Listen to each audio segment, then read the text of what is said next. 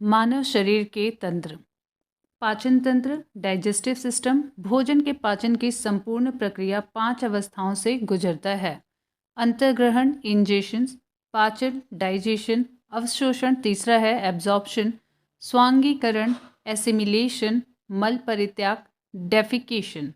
अंतर्ग्रहण ingestion में आता है, भोजन को मुख से लेना अंतर्ग्रहण कहलाता है। दूसरा है पाचन यानी कि डाइजेशन। मनुष्य में भोजन का पाचन मुख से प्रारंभ हो जाता है और यह छोटी आंत तक जारी रहता है। मुख में स्थित लार ग्रंथियों से निकलने वाला एंजाइम टाइलिन टाइलिन भोजन में उपस्थित मंड यानी कि स्टार्च को माल्टोज शर्करा में अपघटित कर देता है। टाइलिन जो है वह भोजन में उपस्थित मंड यानी स्टार्च को माल्टोज शर्करा में अपघटित कर देता है। फिर माल्टेज नामक एंजाइम माल्टोज शर्करा को ग्लूकोज में परिवर्तित कर देता है। लाइसोजाइम नामक एंजाइम भोजन में उपस्थित हानिकारक जीवाणुओं को नष्ट कर देता है। इसके अतिरिक्त लार में उपस्थित शेष पदार्थ बफर कार्य करते हैं। इसके बाद भोजन अमाशय में पहुंचता है।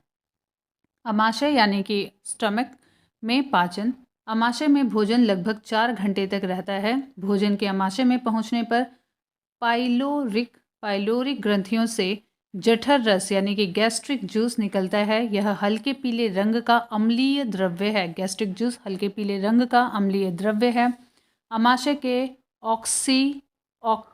ऑक्सिंटिक कोशिकाओं से हाइड्रोक्लोरिक अम्ल निकलता है जो भोजन के साथ आए हुए जीवाणुओं को नष्ट कर देता है तथा एंजाइम की क्रिया को तीव्र कर देता है। हाइड्रोक्लोरिक अम्ल भोजन के माध्यम को अम्लीय बना देता है जिससे लार की टाइलिन की क्रिया समाप्त हो जाती है। अमाशय में निकलने वाले जठर रस में एंजाइम होते हैं पेप्सिन और रेनिन।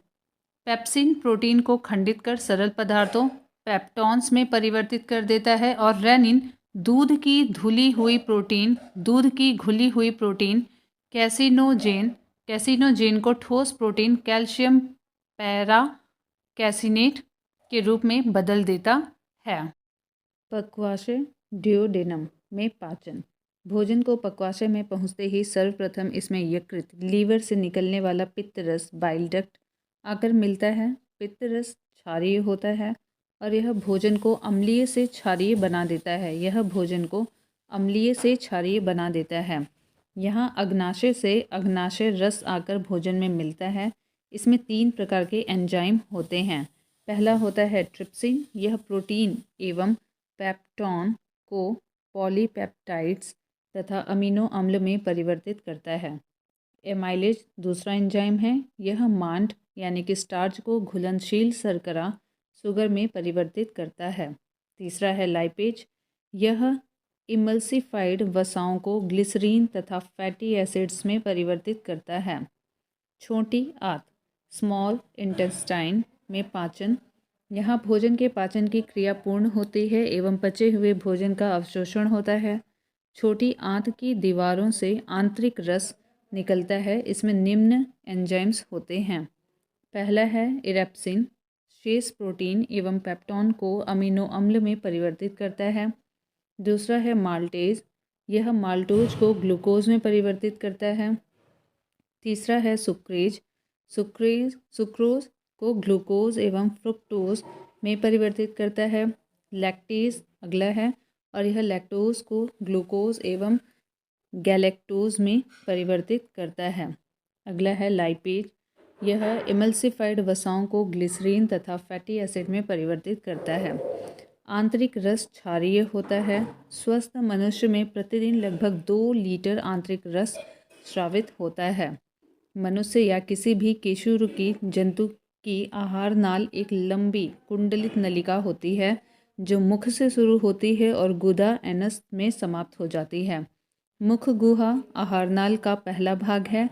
मुख गुहा में जीभ, दांत एवं 3 जोड़ी लार ग्रंथियां पाई जाती हैं।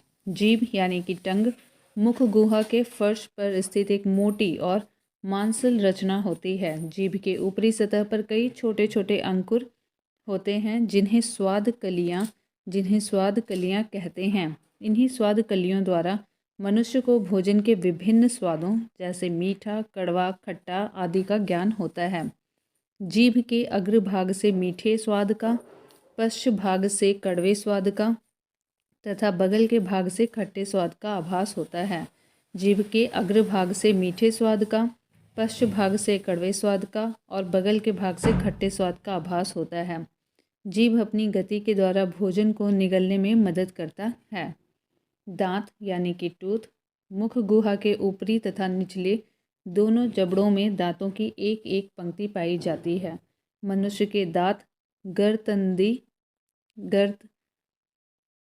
गर्ददंती द्विवार दंती और तथा विषय दंती प्रकार के होते हैं। मनुष्य के एक जबड़े में 16 दांत तथा कुल 32 दांत होते हैं। जबड़े के प्रत्येक ओर 2 कृतंक यानी कि इंसिजर्स और एक रदनक यानी कि कैनाइन और 2 अग्रचवर्णक यानी कि प्रीमोलार तथा 3 चवर्णक यानी कि मोलार्स दांत पाए जाते हैं। मनुष्य के दांत 2 बार निकलते हैं। पहले शैशव अवस्था में 20 दांत निकलते हैं जिन्हें दूध के दांत मिल्की टूथ कहते हैं और वयस्क अवस्था में 32 दांत होते हैं। मनुष्य का दंत सूत्र एक बार आप इसे देख लीजिए। दांत के ऊपरी हिस्से या शिखर में इनामिल का चमकीला स्तर पाया जाता है जो दांत को सुरक्षा प्रदान करती है। इनामिल मानव शरीर का सबसे कठोर भाग है। और आगे है लार ग्रंथियाँ। मनुष्य में 3 जोड़ी लार ग्रंथियाँ पाई जाती हैं। पहली जोड़ी लार ग्रंथियाँ जीवा के दोनों ओर एक एक की संख्या में उपस्थित होती है जो कि सबलिंगुअल ग्लैंड्स के नाम से जानी जाती है।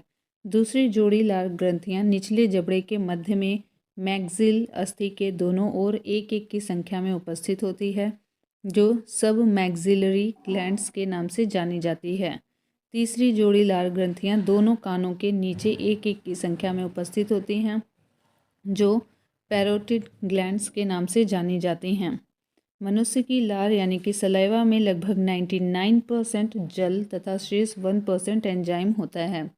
लार में मुख्यतः 2 प्रकार के एंजाइम्स पाए जाते हैं, टाइलिन एवं लाइसोजाइम। अवशोषण एब्जॉर्प्शन पचे हुए भोजन का रुधिर में पहुंचना अवशोषण कहलाता है। पचे हुए भोजन का अवशोषण छोटी आंत की रचना विली के द्वारा होता है। ऊर्ध्वक यानी कि विली के द्वारा होता है। स्वांगीकरण एसिमिलेशन अवशोषित भोजन का शरीर के उपयोग में लाया जाना स्वांगीकरण कहलाता है। मल परित्याग डिफोरिकेशन अपच भोजन बड़ी आंत में पहुंचता है जहां जीवाणु इसे मल में बदल देते हैं जिसे गुदा द्वारा बाहर निकाल दिया जाता है। पाचन कार्य में भाग लेने वाले प्रमुख अंग यकृत यानी कि लीवर। यह मानव शरीर की सबसे बड़ी ग्रंथि है। इसका वजन लगभग 1.5 से 2 केजी होता है। यकृत द्वारा ही पित्त स्रावित होता है। यह पित्त आंत में उपस्थित एंजाइम्स की क्रिया को तीव्र कर देता है। यकृत प्रोटीन के उपापचय में सक्रिय रूप से भाग लेता है और प्रोटीन विघटन के फलस्वरूप उत्पन्न विषैले अमोनिया को यूरिया में परिवर्तित कर देता है। यकृत प्रोटीन की अधिकतम मात्रा को कार्बोहाइड्रेट में परिवर्तित कर देता है। कार्बोहाइड्रेट उपापचय के अंतर्गत यकृत रक्त के ग्लूकोज वाले भाग को ग्लाइकोजन में परिवर्तित कर देता है और संचित पोषक तत्वों के रूप में यकृत कोशिका यानी कि हेपेटिक सेल में संचित कर लेता है। ग्लूकोज की आवश्यकता होने पर यकृत संचित ग्लाइकोजन को खंडित कर ग्लूकोज में परिवर्तित कर देता है। इस प्रकार यह रक्त में ग्लूकोज की मात्रा को नियमित बनाए रखता है। भोजन में वसा की कमी होने पर यकृत कार्बोहाइड्रेट के कुछ भाग को वसा में परिवर्तित कर देता है। फाइब्रिनोजेन नामक प्रोटीन का उत्पादन यकृत से ही होता है जो रक्त के थक्का बनने में मदद करता है। हेपेरिन नामक प्रोटीन का उत्पादन यकृत के द्वारा ही होता है जो शरीर के अंदर रक्त को जमने से रोकता है। हेपेरिन शरीर के अंदर रक्त को जमने से रोकता है। मृत आरबीसी को नष्ट यकृत के द्वारा ही किया जाता है। मृत आरबीसी को नष्ट यकृत के द्वारा ही किया जाता है। यकृत थोड़ी मात्रा में लोहा, तांबा और विटामिन को संचित करके रखता है। शरीर के ताप को बनाए रखने में मदद करता है। भोजन में जहर यानी कि पॉइजन देकर मारे गए व्यक्ति की मृत्यु के कारणों की जांच में यकृत एक महत्वपूर्ण सुराग होता है। पित्ताशय यानी कि गॉल ब्लैडर। पित्ताशय नाशपाती के आकार की एक थैली होती है जिसमें यकृत से निकलने वाला पित्त जमा रहता है। पित्ताशय से पित्त पक्वाशय में पित्त नलिका के माध्यम से आता है। पित्त का पक्वाशय में गिरना प्रतिवर्ती क्रिया रिफ्लेक्स एक्शन होता है। पित्त यानी कि बाइल पीले हरे रंग का क्षारीय द्रव्य है जिसका पीएच मान 7.7 होता है। पित्त में जल की मात्रा 85%, पित्त वर्णक बाइल पिगमेंट की मात्रा 12% होती है। पित्त यानी कि बाइल का मुख्य कार्य निम्न है। यह भोजन के माध्यम को क्षारीय कर देता है जिससे अग्नाशयी रस क्रिया कर सके। यह भोजन में आए हानिकारक जीवाणुओं को नष्ट करता है। यह वसाओं का एमल्सीकरण करता है। यह आंत की क्रमाकुंचन गतियों को बढ़ाता है जिससे भोजन में पाचक रस भली भांति मिल जाते हैं। यह विटामिन के और वसाओं में घुले अन्य विटामिनों के अवशोषण में सहायक होता है।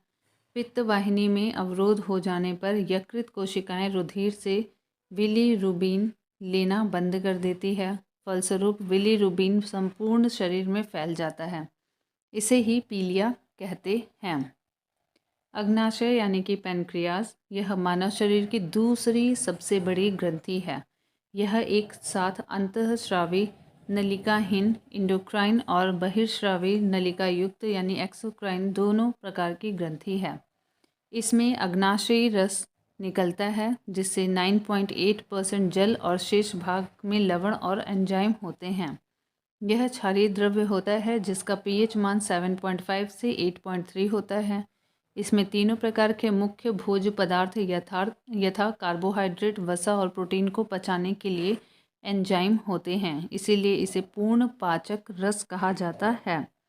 एंजाइम मूलतः प्रोटीन होते हैं। लैंगरहैंस की द्वीपिका। यह अग्नाशय का ही एक भाग है। इसकी खोज लैंगरहैंस नामक चिकित्सा शास्त्री ने की थी। इसके बीटा कोशिका से इंसुलिन और अल्फा कोशिका से ग्लूकॉन और गामा कोशिका से सोमेटोस्टेटिन नामक हार्मोन निकलता है। इंसुलिन यह अग्नाशय के एक भाग लैंगरहैंस की द्वीपिका के बीटा कोशिका द्वारा स्रावित होता है। इसकी खोज फ्रेडरिक बेंटिंग एवं चार्ल्स बेस्ट ने सन 1921 ईस्वी में की थी और 1922 ईस्वी में पहली बार लियोनार्ड थॉम्पसन को कनाडा में इंसुलिन का इंजेक्शन दिया गया था। यह ग्लूकोज से ग्लाइकोजन बनाने की क्रिया को नियंत्रित करता है। इंसुलिन के अल्प श्रवण से मधुमेह यानी कि डायबिटीज़ नामक रोग हो सकता है। रुधिर में ग्लूकोज की मात्रा बढ़ना मधुमेह कहलाता है। इंसुलिन के अतिश्रवण से हाइपोग्लाइसीमिया नामक रोग हो जाता है जिससे जनन क्षमता और दृष्टि ज्ञान कम होने लगता है। ग्लूकॉन यह ग्लाइकोजन की पुनः ग्लूकोज में परिवर्तित कर देता है। सोमेटोस्टेटिन यह पॉलीपेप्टाइड हार्मोन होता है जो भोजन के स्वांगीकरण की अवधि को बढ़ाता है। पाचन का सारांश। यहाँ पे ग्रंथि रस है, एंजाइम्स है, भोज्य पदार्थ है और प्रतिक्रिया के बाद क्या होता है। तो लार ट्राइलिन एंजाइम्स और भोज्य पदार्थ मंड और प्रतिक्रिया के बाद माल्टोज। फिर माल्टेज भोज्य पदार्थ माल्टोज और प्रतिक्रिया के बाद बनता है ग्लूकोज। जठर रस पेप्सिन भोज्य पदार्थ प्रोटीन और प्रतिक्रिया के बाद पेप्टोन्स। जठर रस से रेनिन और भोज्य पदार्थ कैसीन और प्रतिक्रिया के बाद कैल्शियम पैरा कैसिनेट। अग्नाशय रस से पहला है ट्रिप्सिन, फिर प्रोटीन, फिर पॉलीपेप्टाइड, एमाइलेज, मड और प्रतिक्रिया के बाद शर्करा। अग्नाशय से लाइपेज, वसा और वसा अम्ल और ग्लिसरॉल। आंतरीय रस में एंजाइम्स हैं। पहला इरेप्सिन, भोज्य पदार्थ प्रोटीन और प्रतिक्रिया के बाद अमीनो अम्ल। एंजाइम्स है माल्टेज, खाद्य भोज्य पदार्थ है माल्टोज, प्रतिक्रिया के बाद ग्लूकोज। सुक्रेज एंजाइम है, सुक्रोज भोज्य पदार्थ है, ग्लूकोज व फ्रुक्टोज प्रतिक्रिया के बाद है। लैक्टेज एंजाइम से लैक्टोज भोज्य पदार्थ है, ग्लूकोज व ग्लैक्टोज ये प्रतिक्रिया के बाद है। लाइपेज एंजाइम से वसा भोज्य पदार्थ है, वसीय अम्ल व ग्लिसरॉल प्रतिक्रिया के बाद है। मानव शरीर में पुच्छ यानी कि बृहदांत्र में संलग्न होता है। मानव शरीर में पुच्छ यानी कि पूंछ बृहदांत्र में संलग्न होता है। परिसंचरण तंत्र, सर्कुलेटरी सिस्टम। रक्त परिसंचरण की खोज सन 1628 ईस्वी में विलियम हार्वे ने की थी। इसके अंतर्गत निम्न 4 भाग हैं। पहला है हृदय, दूसरा है धमनियाँ और तीसरा है शिराएँ, चौथा है रुधिर। हृदय यानी कि हार्ट, यह हृदयावरण नामक थैली में सुरक्षित रहता है। इसका भार लगभग 300 ग्राम होता है। यह शरीर का सबसे व्यस्त अंग है। मनुष्य का हृदय 4 कोष्ठों चैम्बर का बना होता है।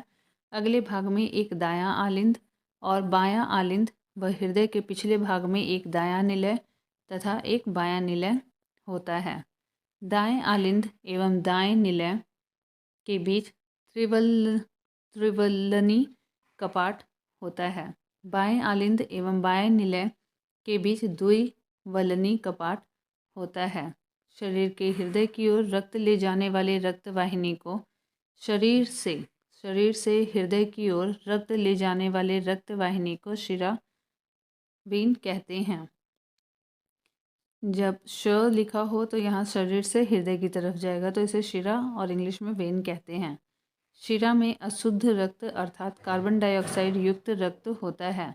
इसका अपवाद है पल्मोनरी शिरा, यानी कि शिरा में अशुद्ध रक्त अर्थात कार्बन डाइऑक्साइड युक्त रक्त होता है, लेकिन पल्मोनरी शिरा में नहीं होता है। अगला है पल्मोनरी शिरा, फेफड़ा से बाएं आलिंद में रक्त को पहुंचाता है। इसमें शुद्ध रक्त होता है। हृदय से शरीर की ओर रक्त ले जाने वाली रक्त वाहिनी को धमनी आर्टरी कहते हैं। धमनी में शुद्ध रक्त अर्थात ऑक्सीजन युक्त रक्त होता है और इसका अपवाद है पल्मोनरी धमनी।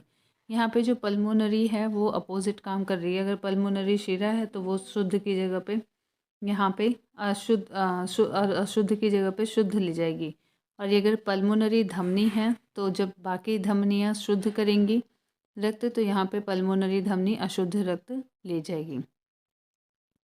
पल्मोनरी धमनी दाहिने निलय से फेफड़ा में एक रक्त पहुँचाता है जिसमें अशुद्ध रक्त होता है। हृदय के दाहिने भाग में अशुद्ध रक्त यानी कार्बन डाइऑक्साइड युक्त रक्त और बाएं भाग में शुद्ध रक्त यानी कि ऑक्सीजन युक्त रक्त रहता है। हृदय की मांसपेशियों को रक्त पहुंचाने वाली वाहिनी को कोरोनरी धमनी कहते हैं। हृदय की मांसपेशियों को रक्त पहुंचाने वाली वाहिनी को कोरोनरी धमनी कहते हैं। इसी में किसी प्रकार की रुकावट होने पर हृदयघात यानी कि हार्ट अटैक होता है। कोरोनरी आर्टरीज में किसी तरीके की रुकावट आने पर। हृदय में रुधिर का मार्ग, path of blood in the heart, तो बायां आलिंद, उसके बाद बायां निलय, बाएं निलय से दाहिने महाधमनी, फिर विभिन्न धमनियों में जाता है, फिर छोटी धमनियों में आता है, फिर धमनी कोशिकाओं में आता है, फिर अंग में आता है, फिर अग्र एवं पश्चिम महाशिरा में आता है, फिर दाहिने आलिंद में, फिर दाहिने निलय में, फिर पल्मोनरी धमनी में, फिर फेफड़ा में, फिर पल्मोनरी शिरा में, फिर बायां आलिंद में ऑक्सीजन युक्त रुधिर होता है। आगे है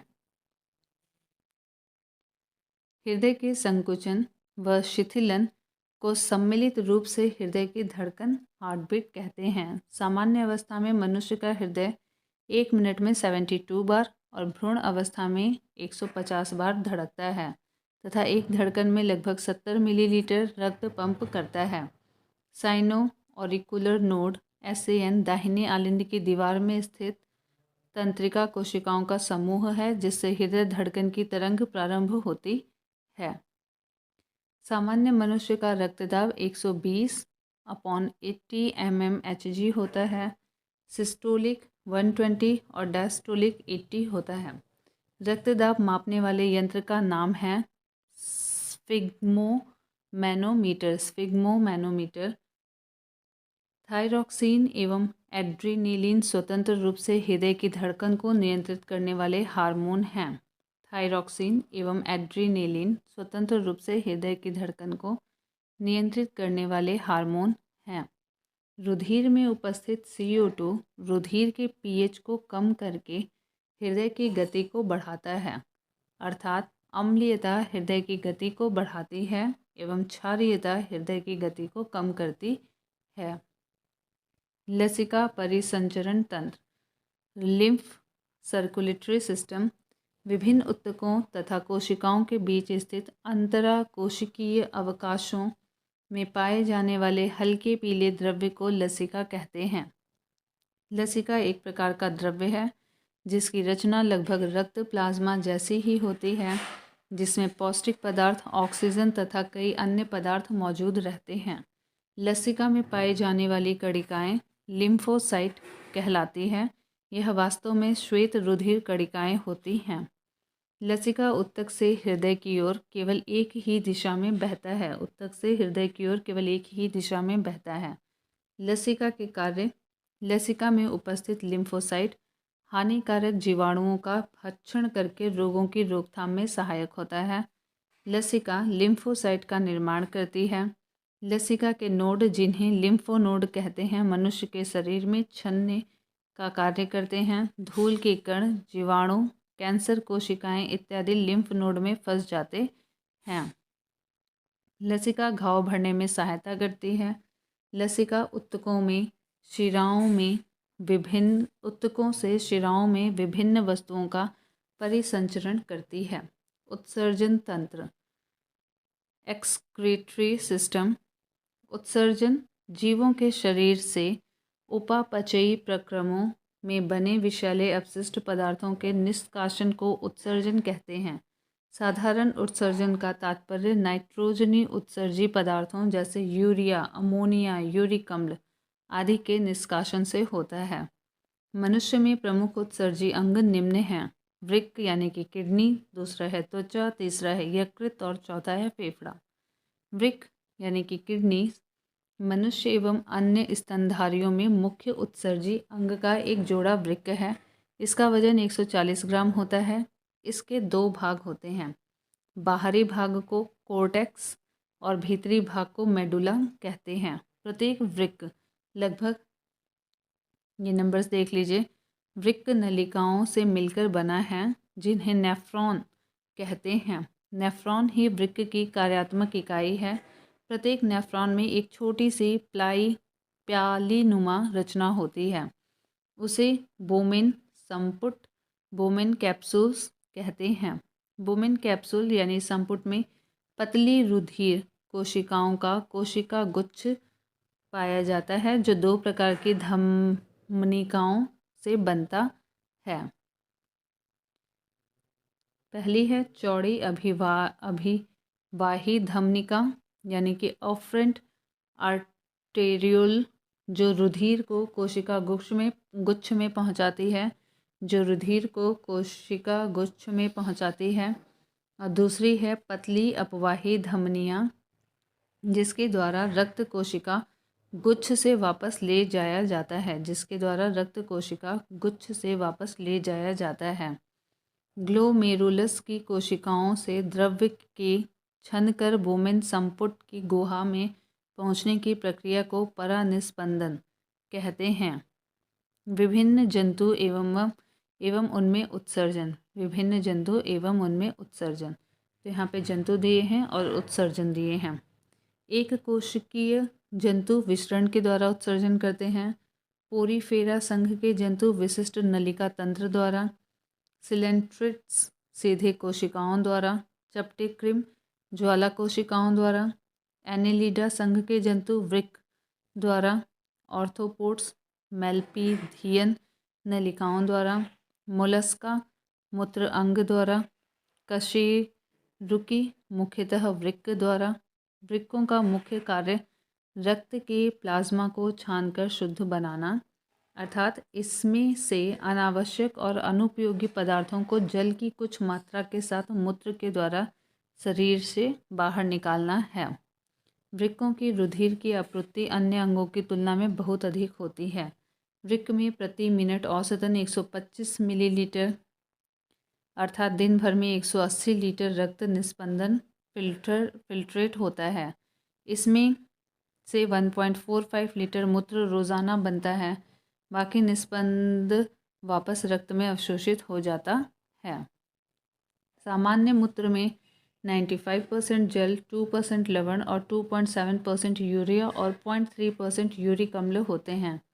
मूत्र का रंग हल्का पीला उसमें उपस्थित वर्णक यूरोक्रोम के कारण होता है। यूरोक्रोम हीमोग्लोबिन के विखंडन से बनता है। मूत्र अम्लीय होता है जिसका पीएच मान 6 होता है। वृक्क के द्वारा नाइट्रोजनी पदार्थों के अलावे पेनिसिलिन और कुछ मसालों का भी उत्सर्जन होता है। वृक्क में बनने वाला पथरी कैल्शियम ऑक्सलेट का बना होता है। त्वचा स्किन त्वचा में पाई जाने वाली तेलीय ग्रंथियां एवं स्वेद ग्रंथियां क्रमशः सेबम एवं पसीने का श्रवण करती हैं। यकृत यानी कि लीवर, यकृत कोशिकाएं आवश्यकता से अधिक अमीनो अम्ल तथा रुधिर की अमोनिया को यूरिया में परिवर्तित करके उत्सर्जन में मुख्य भूमिका निभाता है। फेफड़े लंग्स फेफड़ा 2 प्रकार के गैसीय पदार्थ कार्बन डाइऑक्साइड और जल वाष्प का उत्सर्जन करता है। कुछ पदार्थ जैसे लहसुन, प्याज और कुछ मसाले जिसमें वाष्पशील घटक होते हैं का उत्सर्जन फेफड़ों के द्वारा ही होता है। तंत्रिका तंत्र नर्वस सिस्टम इसके अंतर्गत सारे शरीर में महीन धागे के समान तंत्रिकाएं फैली रहती हैं। ये वातावरणीय परिवर्तनों की सूचनाएं संवेदी अंगों से प्राप्त करके विद्युत आवेगों इलेक्ट्रिकल इम्पल्सेस के रूप में इनका द्रुत गति से प्रसारण करती है और शरीर के विभिन्न भागों के बीच कार्यात्मक समन्वय स्थापित करती है। मनुष्य का तंत्रिका तंत्र 3 भागों में विभक्त होता है। पहला है केंद्रीय तंत्रिका तंत्र, दूसरा है परिधीय तंत्रिका तंत्र और तीसरा है स्वायत्त एवं स्वाधीन तंत्रिका तंत्र। पहला केंद्रीय तंत्रिका तंत्र का वह भाग जो संपूर्ण शरीर व स्वयं तंत्रिका तंत्र पर नियंत्रण रखता है केंद्रीय तंत्रिका तंत्र कहलाता है। मनुष्य का केंद्रीय तंत्रिका तंत्र 2 भागों से मिलकर बना होता है। पहला होता है मस्तिष्क और दूसरा होता है मेरु रज्जु यानी कि स्पाइनल कोड। नेक्स्ट है यहाँ पे मस्तिष्क का चार्ट दिया हुआ है, एक बार इसे देख लेते हैं। अग्र मस्तिष्क और मध्य मस्तिष्क और पक्ष मस्तिष्क को 3 भागों में बांटा है, अग्र मध्य और पश्चिम। अग्र मस्तिष्क में अग्र मस्तिष्क कहलाता है और दूसरा पार्ट है इसका डाई एनसीफेलॉन 2 भाग में बटा हुआ है। पहला है थैलमस और दूसरा है हाइपोथैलेमस। अब आते हैं मध्य मस्तिष्क में, ये भी 2 भागों में बटा है। कॉर्पोरा क्वाड्रिजेमिना और दूसरा है सेरिब्रल पेंडिकल। पश्च मस्तिष्क यानी कि पिछला मस्तिष्क, ये भी 2 भागों में बटा हुआ है। पहला भाग है इसका सेरिबेलम और दूसरा है मेड्यूला ऑब्लोंगेटा। आगे है इसमें EEG यानी कि इलेक्ट्रोएन्सेफेलोग्राफ का प्रयोग मस्तिष्क के कार्य का पता लगाने के लिए किया जाता है। मस्तिष्क यानी कि ब्रेन, मनुष्य का मस्तिष्क अस्थियों के खोल यानी कि क्रेनियम में बंद रहता है। मनुष्य का मस्तिष्क अस्थियों के खोल क्रेनियम में बंद रहता है जो इसे बाहरी आघातों से बचाता है। मनुष्य का मस्तिष्क का वजन 1400 ग्राम होता है। सेरिब्रम के कार्य, यह मस्तिष्क का सबसे विकसित भाग है। यह बुद्धिमत्ता, स्मृति, इच्छा शक्ति, ऐच्छिक गतियों, ज्ञानवाणी एवं चिंतन का केंद्र है। ज्ञानेंद्रियों से प्राप्त प्रेरणाओं का इसमें विश्लेषण एवं समन्वय होता है। थैलमस के कार्य हैं, यह दर्द, ठंडा तथा गर्म को पहचानने का कार्य करता है। हाइपोथैलेमस का कार्य है, यह संवेगात्मक क्रियाओं को नियंत्रित करता है। यह अंतःस्रावी ग्रंथियों से स्रावित होने वाले हार्मोन्स का नियंत्रण करता है। पोस्टीरियर पिट्यूटरी ग्रंथि से स्रावित होने वाला हार्मोन्स इससे स्रावित होता है। यह भूख, प्यास, ताप नियंत्रण, प्यार, घृणा आदि के केंद्र होते हैं। रक्तदाब यानी कि ब्लड प्रेशर, जल के उपापचय, पसीना, गुस्सा, खुशी आदि इसी के नियंत्रण में है, हाइपोथैलेमस के नियंत्रण में। कार्पोरा क्वाड्रिजेमिना के कार्य हैं, यह दृष्टि एवं श्रवण शक्ति पर नियंत्रण का केंद्र है। कार्पोरा क्वाड्रिजेमिना दृष्टि एवं श्रवण शक्ति पर नियंत्रण का केंद्र है।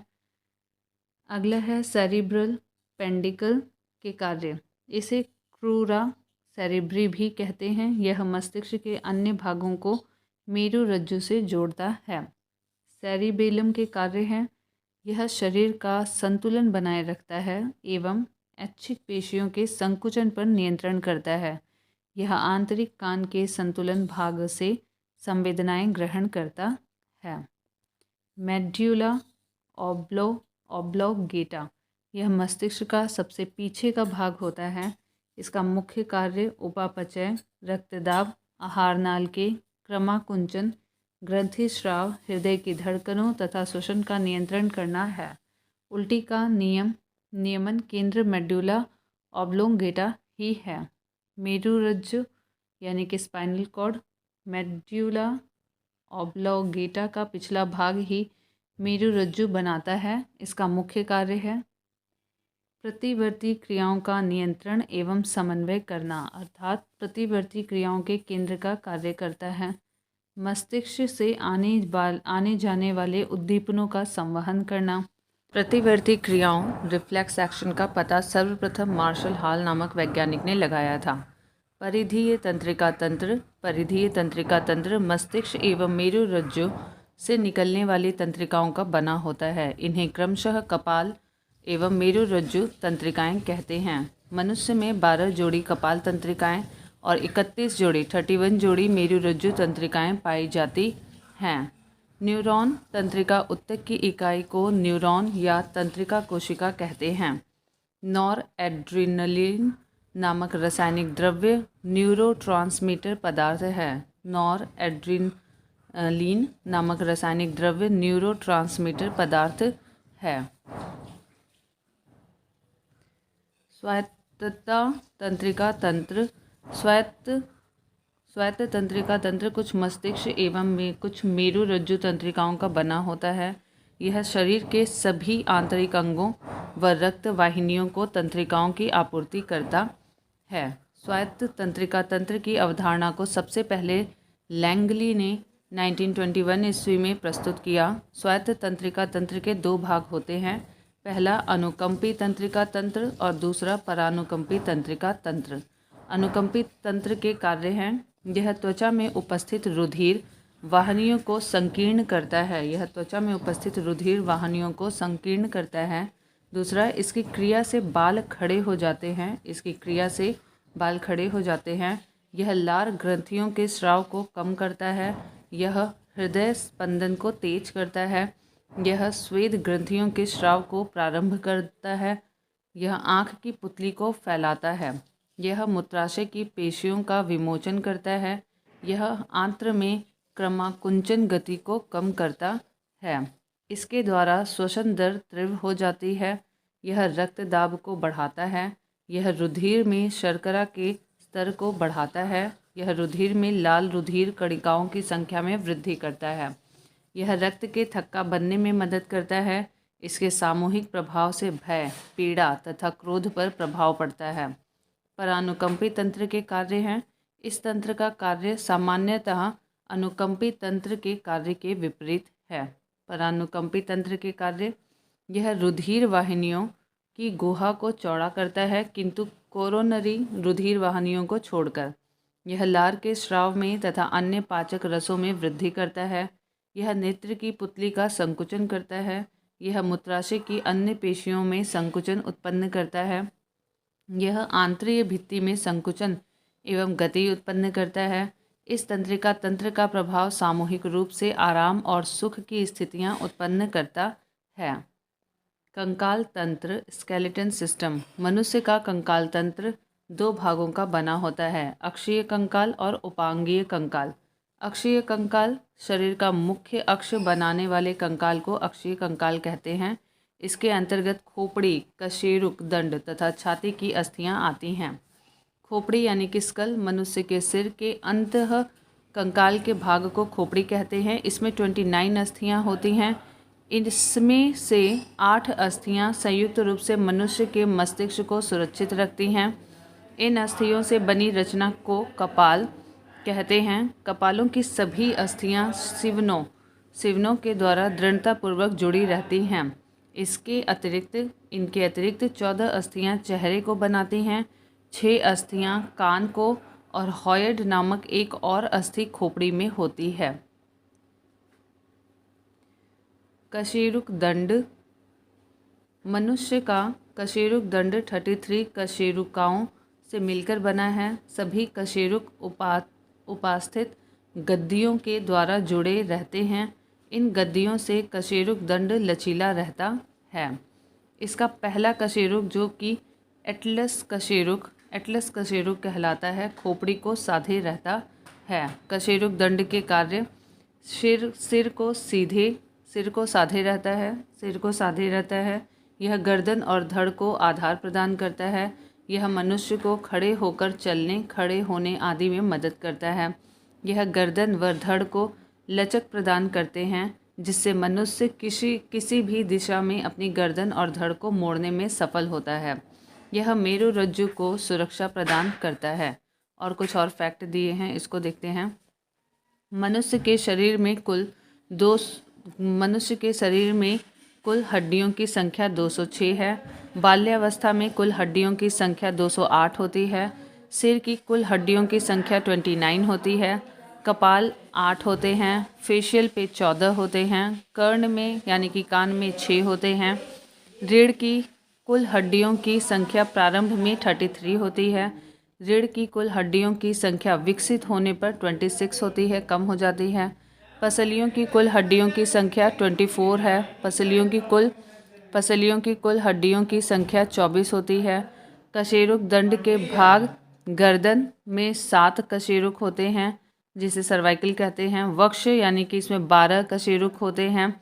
कटी जिसमें 5 कशेरुक होते हैं। त्रिक ये इसमें भी 5 कशेरुक होते हैं। पुच्छ यानी इसमें भी 4 कशेरुक होते हैं। कुल मिला के 33 कशेरुक होते हैं।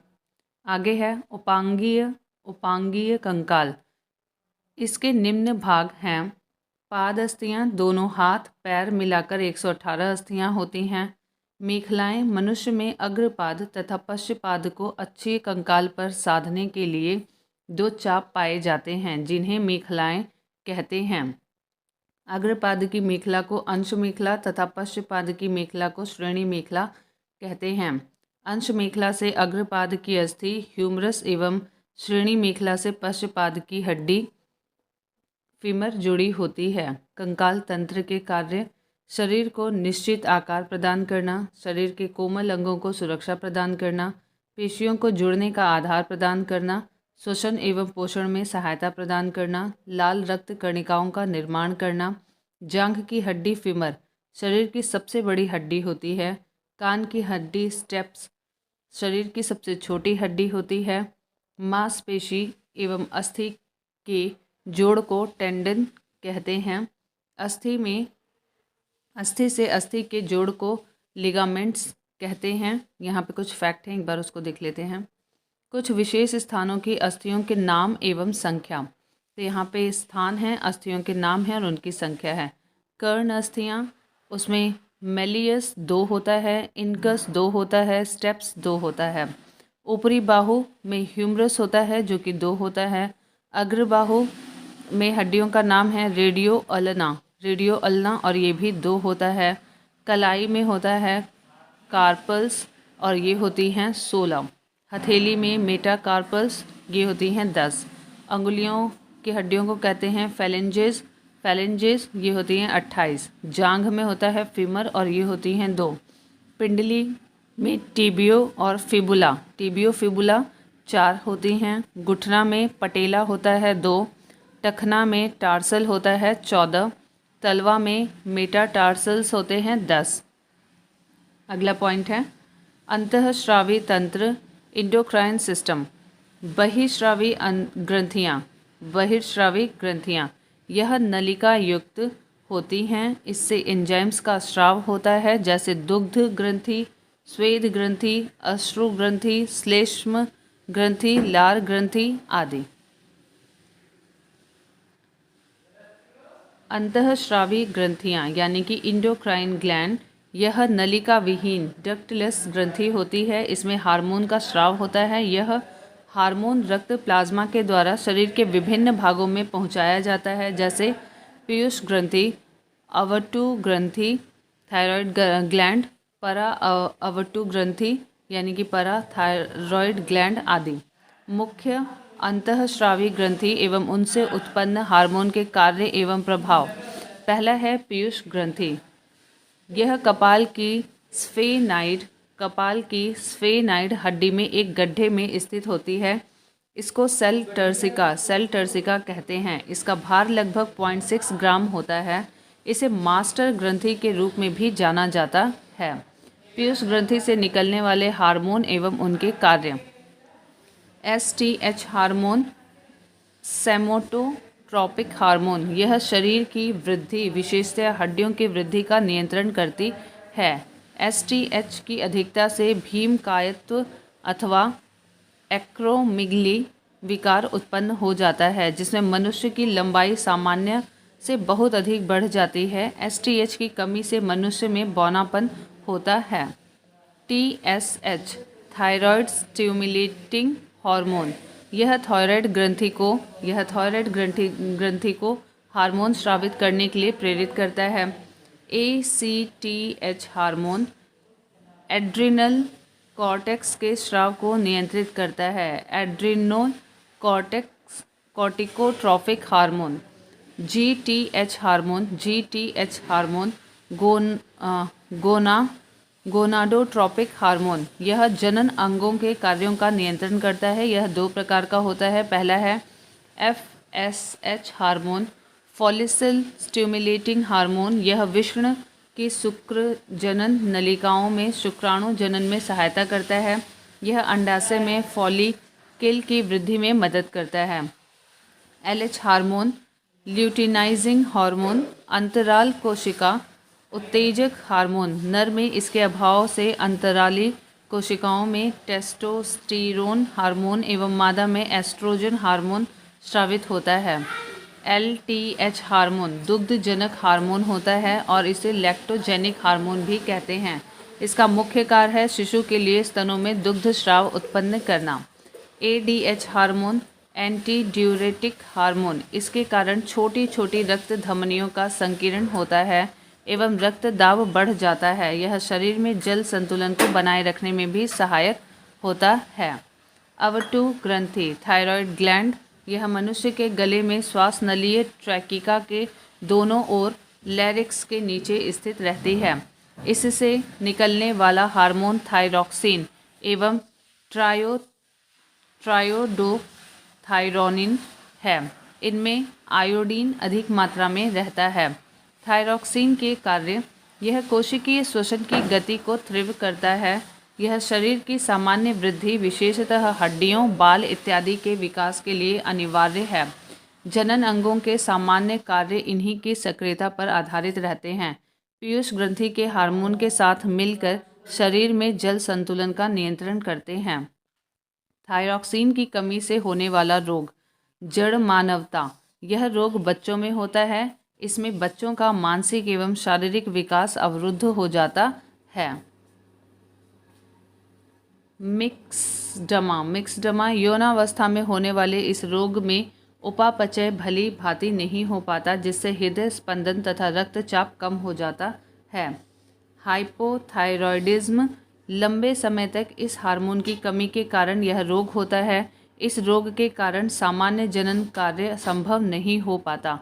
कभी कभी इस रोग के कारण मनुष्य गूंगा एवं बहरा हो जाता है। घेंघा, भोजन में आयोडीन की कमी से यह रोग उत्पन्न हो जाता है। इस रोग में थायराइड ग्रंथि के आकार में बहुत वृद्धि हो जाती है। पायरोक्सिन के आधिक्य से होने वाला रोग, टॉक्सिक ग्वाइटर, इसमें हृदय की गति तीव्र हो जाता है, रक्तचाप बढ़ जाता है, श्वसन दर तीव्र हो जाता है। एक्सोप्थेल्मिया, इस रोग में आँख फूलकर नेत्र कोटर से बाहर निकल आती है। इस रोग में आँख फूलकर नेत्र कोटर से बाहर निकल आती है। परा अवटु ग्रंथि, यह गला में अवटु ग्रंथि थायराइड ग्लैंड के ठीक पीछे स्थित होता है। इसमें 2 हार्मोन स्रावित होते हैं। पहला है पैराथायरॉयड हार्मोन। यह हार्मोन तब स्रावित होता है जब रुधिर में कैल्शियम की कमी हो जाती है। और दूसरा है कैल्सिटोनिन। कैल्सिटोनिन, जब रुधिर में कैल्शियम की मात्रा अधिक होती है तब यह हार्मोन मुक्त होता है। अर्थात परा अवटु ग्रंथि से निकलने वाले हार्मोन रुधिर में कैल्शियम की मात्रा को नियंत्रण करता है। थाइमस ग्रंथि। थाइमस ग्रंथि, यह अंतःस्रावी ग्रंथि वक्षीय गुहा में उरोस्थित स्टर्नम के पीछे श्वास प्रणाली के विभाजन के स्तर पर स्थित एक लिम्फोइड अंग है। इसमें 2 खंड होते हैं जो संयोजी ऊतक की एक परत से आपस में जुड़े होते हैं। इसमें बाहर की ओर कॉर्टेक्स होता है जिसमें अनगिनत संख्या में लिम्फोसाइट मौजूद होती है तथा अंदर मेडुला होता है। मेडुला में लिम्फोसाइट की संख्या कुछ कम रहती है एवं कोशिकाओं के गुच्छे, जिसे थाइमिक या हेसल्स कोशिकाएं कहते हैं, भी रहती हैं। यह ग्रंथि उम्र के अनुसार अलग अलग आकार की होती है। जब तक बच्चे की उम्र 2 वर्ष की नहीं हो जाती तब तक यह बढ़ती रहती है और इसके बाद यह सिकुड़ती जाती है। इसीलिए वयस्क होने पर यह सिर्फ तंतुमय अवशेष की अवस्था में पाई जाती है। थाइमस ग्रंथि से थाइमोसिन नामक पेप्टाइड हार्मोन का स्राव होता है, जो कि मुख्य रूप से टी कोशिकाओं का निर्माण करती है। यह कोशिकाएं शरीर की रोग क्षमता बनाए रखने में खास भूमिका अदा करती है, यानी थाइमस ग्रंथि प्रतिरक्षा तंत्र के विकास में महत्वपूर्ण भूमिका निभाती है। इस ग्रंथि से स्रावित होने वाले स्राव का प्रभाव जनन इंद्रियों के विकास एवं यौवन के आरंभ पर पड़ता है। हड्डियों के विकास होने तक यह उनके विकास पर नियंत्रण रखती है। अधिवृक्क ग्रंथि, यह वृक्क के ऊपर स्थित होती है। इसका मुख्य कार्य तनाव की स्थिति में हार्मोन निकालना है। अधिवृक्क ग्रंथि से निकलने वाले हार्मोन को लड़ो एवं उड़ो, फाइट एंड फ्लाइट हार्मोन कहा जाता है। इस ग्रंथि के 2 भाग होते हैं। पहला बाहरी भाग कॉर्टेक्स तथा दूसरा अंदरूनी भाग मेडुला। कॉर्टेक्स से निकलने वाले हार्मोन एवं कार्य ग्लूकोकॉर्टिकॉइड्स, यह कार्बोहाइड्रेट, प्रोटीन एवं वसा उपापचय को नियंत्रित करता है। दूसरा है मिनरलोकॉर्टिकॉइड्स, इसका मुख्य कार्य वृक्क नलिकाओं द्वारा लवण के पुनः अवशोषण एवं शरीर के अन्य लवणों की मात्राओं का नियंत्रण करना है। लिंग हार्मोन, यह बाह्य लिंगों बालों के आने का प्रतिमान एवं यौन आचरण को नियंत्रित करते हैं। कॉर्टेक्स जीवन में नितांत आवश्यक है। यदि यह शरीर से बिल्कुल निकाल दिया जाए तो मनुष्य केवल 1 और 2 सप्ताह ही जीवित रह सकेगा। उसमें विकृत हो जाने पर उपापचयी प्रक्रमों में गड़बड़ी उत्पन्न हो जाती है। इस रोग को एडिशन रोग कहते हैं। मेडुला द्वारा स्रावित हार्मोन एपिनेफ्रिन या एड्रेनलिन और नॉरएपिनेफ्रिन या नॉरएड्रेनलिन दोनों एमिनो अम्ल हैं। इन्हें सम्मिलित रूप में कैटेकॉलमिनस कहते हैं। एड्रेनलिन और नॉरएड्रेनलिन किसी भी प्रकार के दबाव या आपातकालीन स्थिति में अधिकता में तेजी से स्रावित होते हैं। इसी कारण यह आपातकालीन हार्मोन या युद्ध हार्मोन या फ्लाइट हार्मोन कहलाते हैं। ये हार्मोन सक्रियता, आँखों की पुतलियों का फैलाव, रोंगटे खड़े होना, पसीना आना आदि को बढ़ाते हैं। दोनों हार्मोन हृदय की धड़कन, हृदय संकुचन की क्षमता और श्वसन दर को बढ़ाते हैं। इसके कारण रक्त में ग्लूकोज का स्तर बढ़ जाता है। ये लिपिड एवं प्रोटीन के विखंडन को भी प्रेरित करते हैं। एपिनेफ्रिन हृदय स्पंदन एकाएक रुक जाने पर उसे पुनः चालू करने में सहायक होता है। एपिनेफ्रिन हृदय स्पंदन एकाएक रुक जाने पर उसे पुनः चालू करने में सहायक होता है। उत्तेजना के समय एड्रेनालिन हार्मोन अधिक मात्रा में उत्सर्जित होता है। क्रोध, भय, खतरे के समय सक्रिय होता है। जनन ग्रंथि, अंडाशय, ओवरी, इसमें निम्न हार्मोन का स्राव होता है।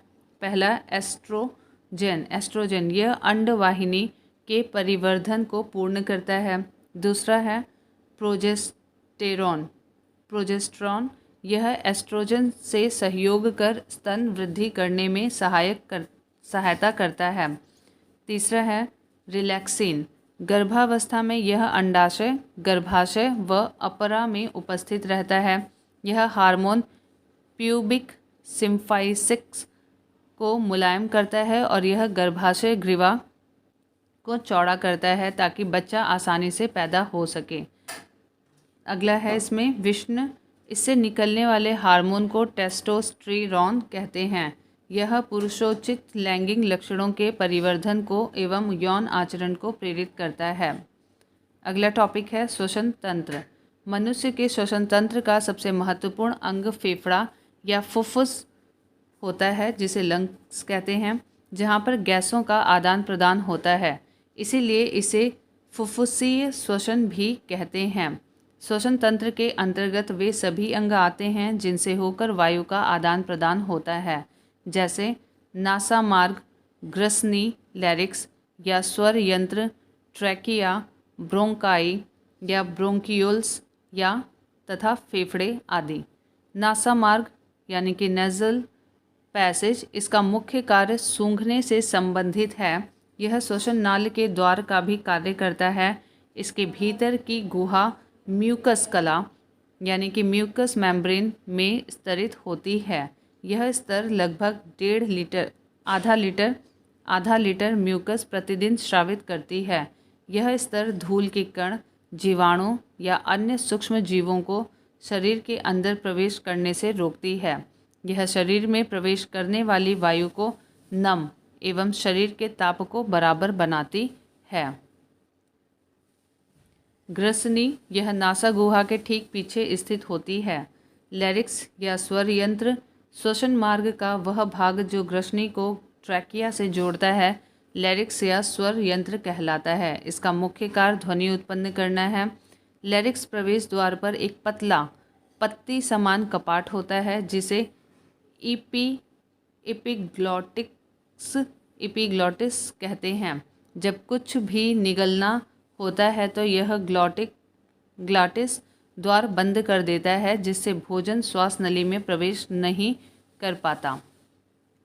ट्रैकिया, यह वक्ष गुहा में प्रवेश करती है। ट्रैकिया के दोनों प्रमुख शाखाओं को प्राथमिक ब्रोंकियोल कहते हैं। दायां ब्रोंकियोल 3 शाखाओं में बंटकर दाईं ओर के फेफड़े में प्रवेश करती है और बायां ब्रोंकियोल केवल 2 शाखाओं में बंटकर बाएं फेफड़े में प्रवेश करती है।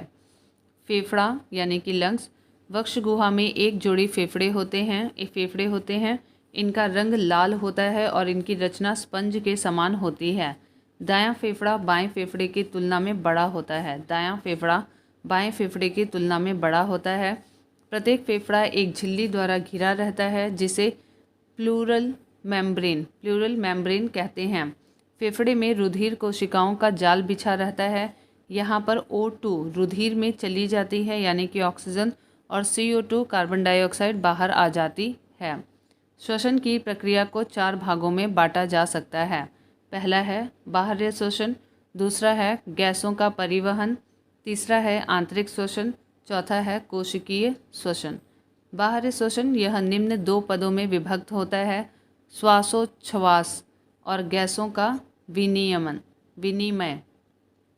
श्वासोच्छ्वास यानी कि ब्रीदिंग, फेफड़ों में निश्चित दर से वायु भरी व निकाली जाती है, जिसे सांस लेना या श्वासोच्छ्वास कहते हैं।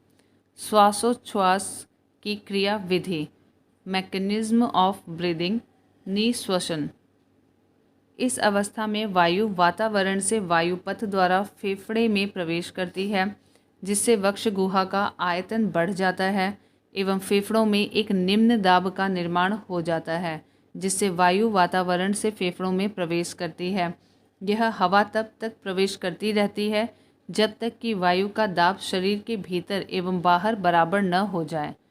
उच्छ्वसन, इसमें श्वसन के पश्चात वायु उसी वायु पथ के द्वारा फेफड़े से बाहर निकलकर वातावरण में पुनः लौट जाती है, जिस पथ से वह फेफड़े में प्रवेश करती है।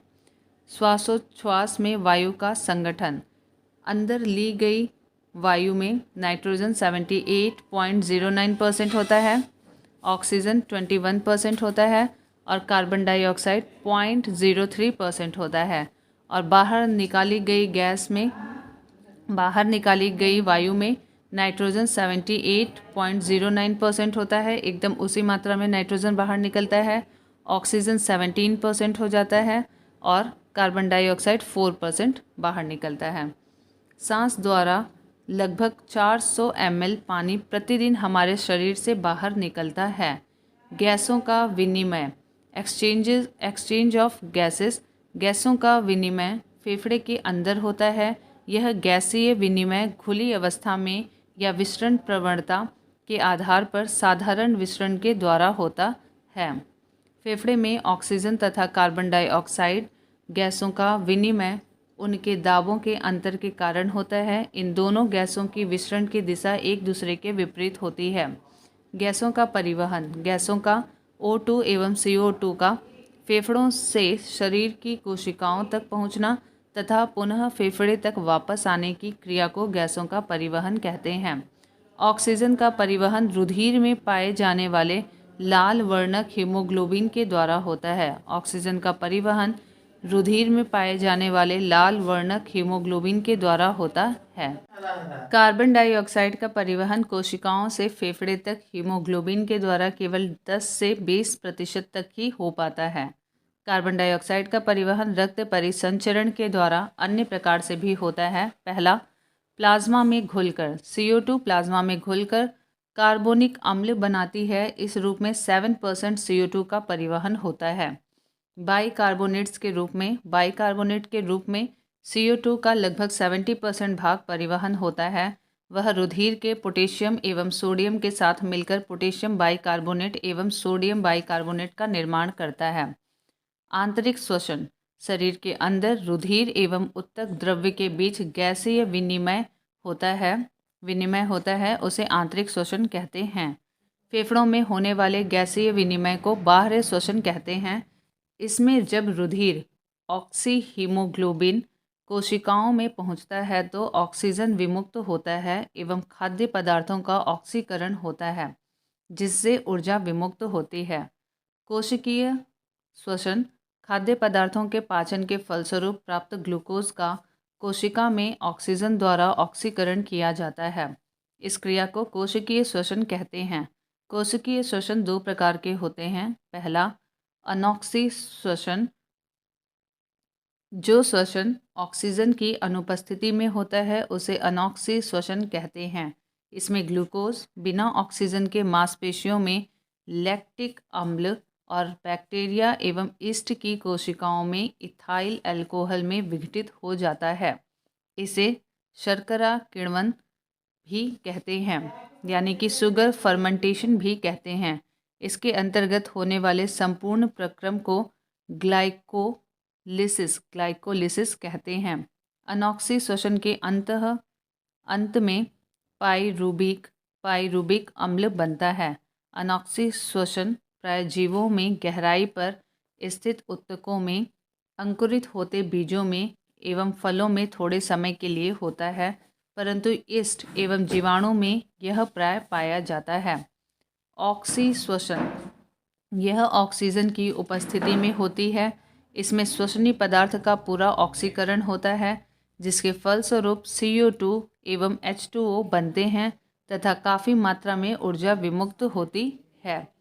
C6H12O6 + 6O2 आगे चल के बनता है 6CO2 + 6H2O + 2830 तो 2830 kg ऊर्जा। कोशिकीय श्वसन में होने वाले जटिल प्रक्रिया को दो भागों में बांटा गया है। पहला है ग्लाइकोलिसिस। इसका अध्ययन सर्वप्रथम एम्बडेन, मेयरहॉफ और पार्सन ने किया था, इसलिए इसे EMP पथ भी कहते हैं। इसको एनॉक्सी श्वसन या शर्करा किण्वन भी कहा जाता है। इसमें ऑक्सीजन की अनुपस्थिति में ऊर्जा मुक्त होती है। यह अवस्था ऑक्सी एवं अनऑक्सी दोनों प्रकार के श्वसन में उपस्थित रहती है। एक ग्लूकोज अणु का ग्लाइकोलिसिस में विघटन के फलस्वरूप पाइरुबिक अम्ल के दो अणु बनते हैं। एक ग्लूकोज अणु का ग्लाइकोलिसिस में विघटन के फलस्वरूप पाइरुबिक अम्ल के दो अणु बनते हैं। इस प्रक्रिया को आरंभ करने में दो अणु ATP व्यय होते हैं, किंतु प्रक्रिया के अंत में 4 अणु ATP प्राप्त होते हैं। अतः ग्लाइकोलिसिस के फलस्वरूप 2 अणु ATP प्राप्त होते हैं, अर्थात 16,000 कैलोरी ऊर्जा प्राप्त होती है। ग्लाइकोलिसिस में ऑक्सीजन की आवश्यकता नहीं होती, अतः यह प्रक्रिया अनॉक्सी श्वसन या ऑक्सी श्वसन में एक समान होती है। इसमें हाइड्रोजन के 4 परमाणु बनते हैं जो NAD को 2NADH2 में बदलने में काम आता है। क्रेब्स चक्र, इसका वर्णन हैंस क्रेब ने सन 1937 में किया। इसको साइट्रिक अम्ल चक्र या ट्राई कार्बोक्सिलिक चक्र भी कहा जाता है। यह माइटोकॉन्ड्रिया के अंदर विशेष एंजाइम की उपस्थिति में ही संपन्न होता है। ADP के 2 अणु ATP के 2 अणु बनाते हैं। इस चक्र में हाइड्रोजन के 2 परमाणु 5 बार मुक्त होते हैं। पूरे चक्र 2 अणु पाइरुबिक अम्ल के होते हैं, अतः कुल 6 अणु कार्बन डाइऑक्साइड के बनते हैं। हमारे तंत्र में अधिकतम ATP अणुओं का निर्माण क्रेब्स चक्र के दौरान होता है। ऊर्जा का उत्पादन, प्रोडक्शन ऑफ एनर्जी, पाइरुबिक अम्ल के अणु के ऑक्सीकरण से ATP का एक अणु, 5 अणु NADH के और एक अणु FADH2 का बनता है। NADH के एक अणु से 3 अणु ATP के व FADH2 के एक अणु से ATP के 2 अणु प्राप्त होते हैं। इस प्रकार पाइरुबिक अम्ल के एक अणु से 1 प्लस ब्रैकेट में 3 × 5 प्लस ब्रैकेट में 2 × 1 = 18 अणु ATP के बनते हैं। ग्लूकोज के एक अणु से 2 पाइरुबिक अम्ल के अणु बनते हैं, जिससे 36 अणु ATP के प्राप्त होते हैं। ग्लाइकोलिसिस के दौरान भी 2 ATP अणुओं का लाभ होता है। अतः ग्लूकोज के एक अणु के श्वसन से कुल 2 + 36 यानी कि 38 ATP अणु प्राप्त होते हैं। श्वसनीय पदार्थ, कार्बोहाइड्रेट, वसा एवं प्रोटीन प्रमुख श्वसनीय पदार्थ हैं।